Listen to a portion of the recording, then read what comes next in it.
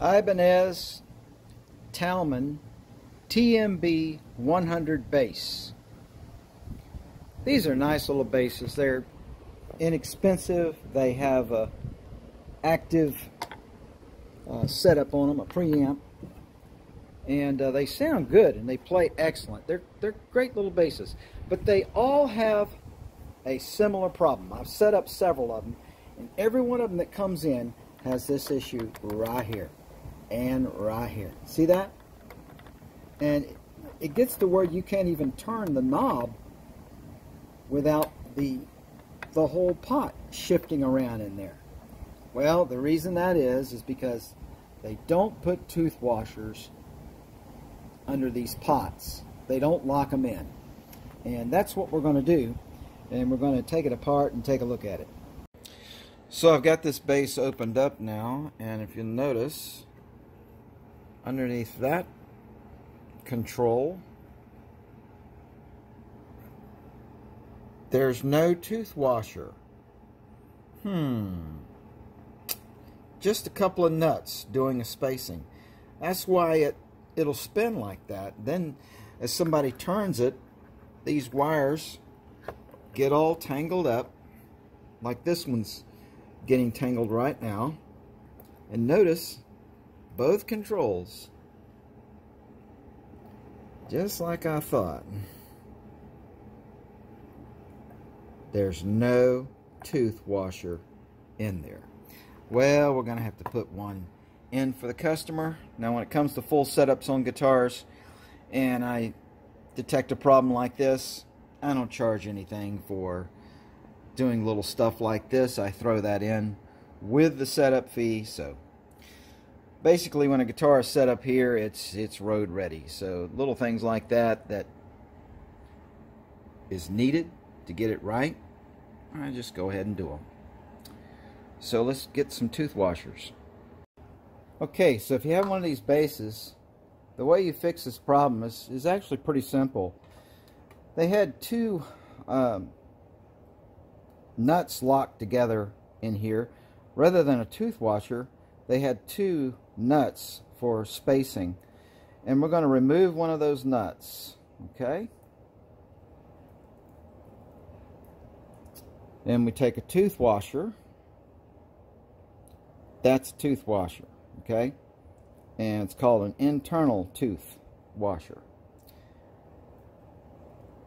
And just use one of the nuts in there for a spacer, and this should space it quite well. So that goes back on like so, and it comes through, and then you notice that you have enough threads to fasten the nut back onto the shaft. And it takes an 11mm wrench.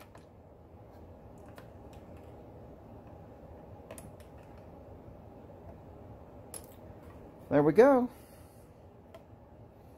Now it's back like it should be, and it stays in place when you turn it. It doesn't go moving all around. And it's just too bad that they didn't put tooth washers in there. I mean, that's being pretty cheap. And they actually had this tightened all the way down here underneath and from on top. I had to actually loosen this. It wasn't loose, but it would freely spin. So I mean, it was really weird the way they had this. I don't know why. It got all this trouble to put a preamp in there, and I mean, it really is not a bad preamp for what you're paying for with this bass. It's pretty nice, but why you couldn't spend a few more cents and have tooth washers, I don't know. But anyway, so I'm going to fix this one now, and you take you a Allen wrench here, and it should be I don't know what this millimeter this is, something like a 2 or 2.5 millimeter, and take these thimble knobs off, remove them from the shaft. They set like that, see? Comes right off. And now this is what's interesting. This thing, well, this one's loose. The other one was pretty tight. And it was still spin around. So it gets really crazy here because here this nut wants to get stuck as you're taking it off.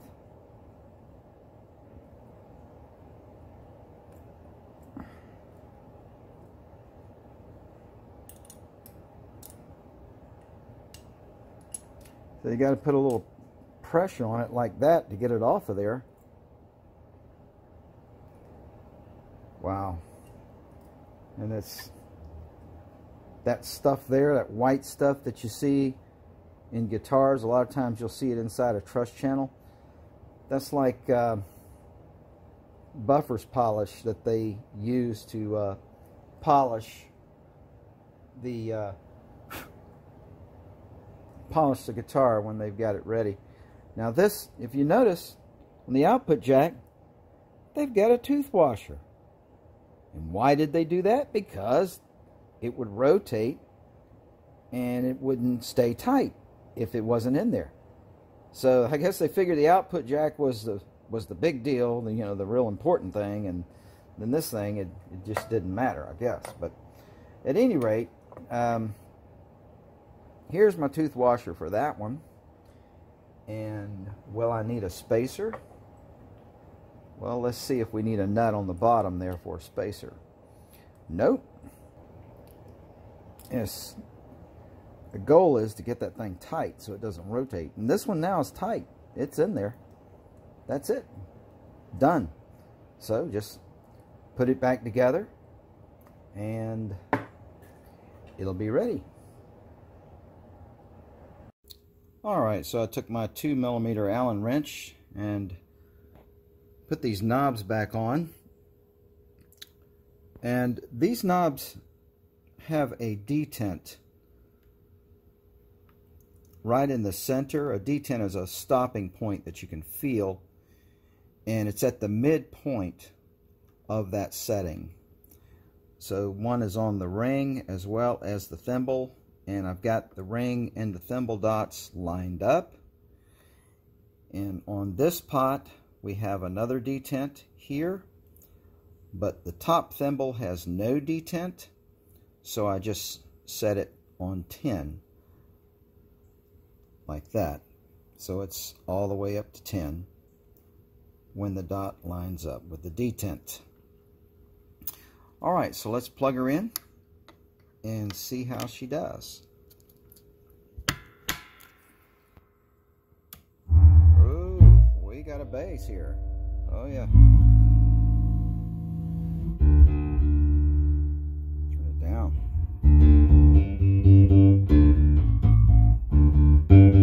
Good sounding bass, man. And that gives you more bottom there. This one here is a treble. That's your volume. This one is going to be your fader. It's going to fade between the neck and the bridge pickups.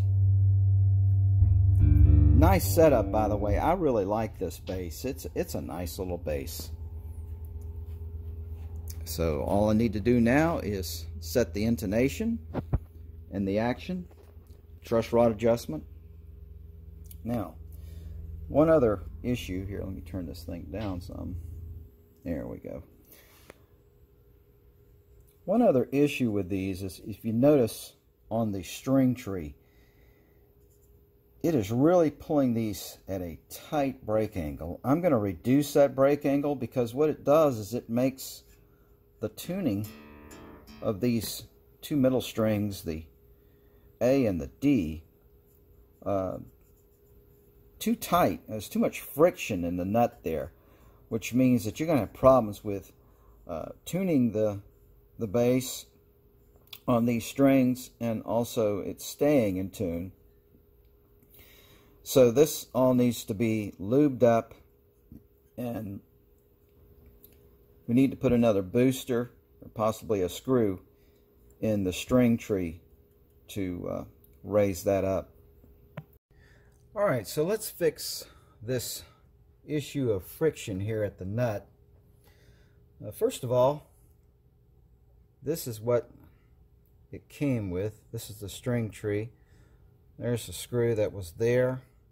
There's some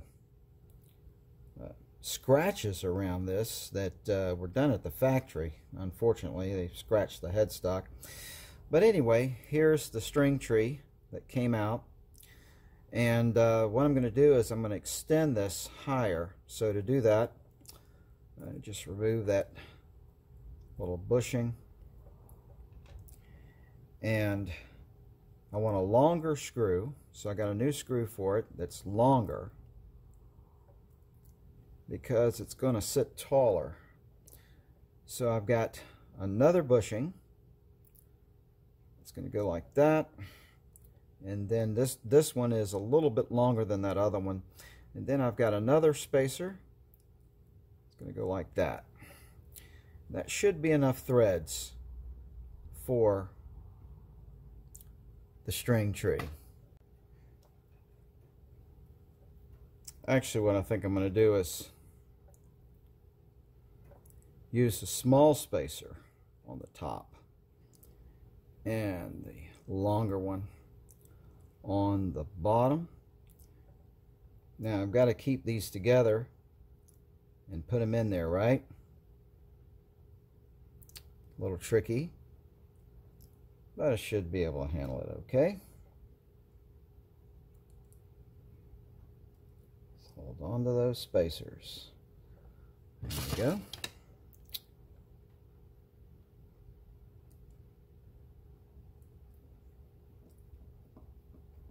And it's going in, threading on in there.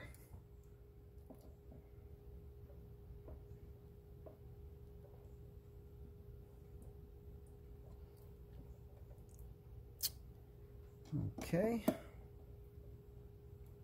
And we'll see how that serves us.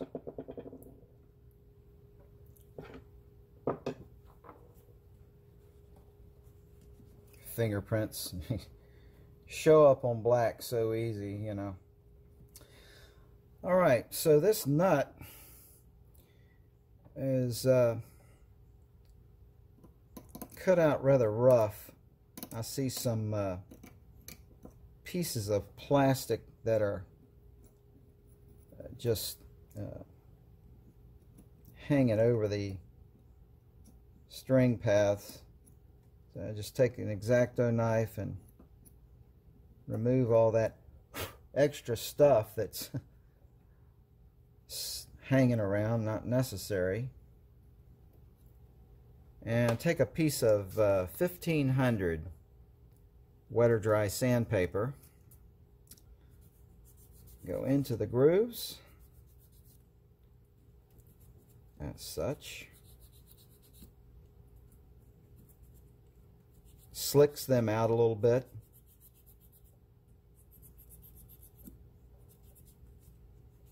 All right, like so. Then I'm going to take my nut lubricant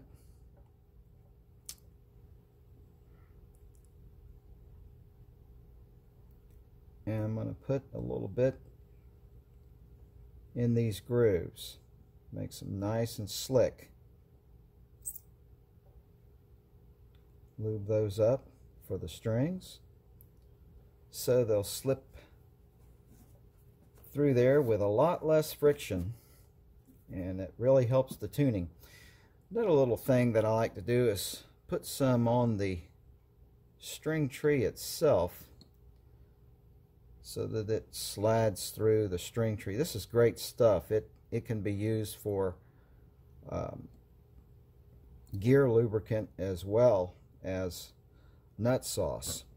It's not called nut sauce. There's another type of this. It's called nut sauce that's expensive. But this little synthetic lubricant works just as well. Let me see if I can. Yeah, here's another a new pack of it. It shows you what it is. If you care to get some of this. It's called Rosette, and I'm pretty sure you can buy it on Amazon. It's cheap, comes with the applicators. It's good stuff. I use it a lot.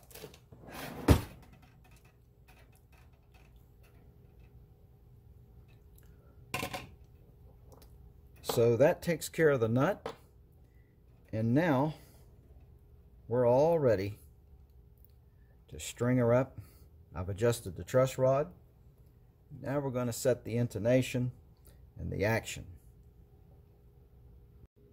Alright, so here's the end product, and you notice that now there's far less break angle with that new height on the string tree. It makes tuning a lot smoother. When I put these strings on, man, it tunes so much smoother. Alright, so I have her all set up now, and I really like this bass. One of the things I like about it is the short reach. You know, it has the asymmetrical shape, and that means the neck is driven back. So it's still a full 34-inch scale, but yet it has a short reach. So that's a plus to me. Somebody like me with shorter arms, you know. But man, it's got great tone and punch. Boy, that bass knob, woo, woo. And the treble is nice and responsive. Pickup shift working great.